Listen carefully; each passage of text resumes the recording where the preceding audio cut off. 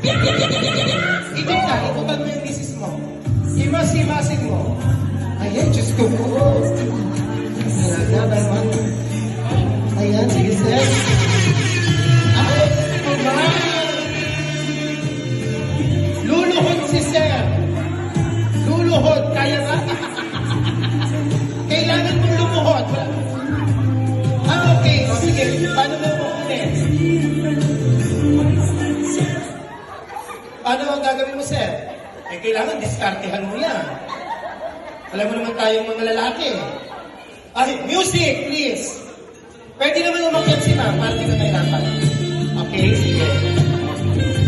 Tara, ma'am. Medyo mag-adjust tayo sa tuhod ni sir. Dahan-dahan, okay. Gamit ang iyong mga bibig. Nasa likod ang iyong, ayan.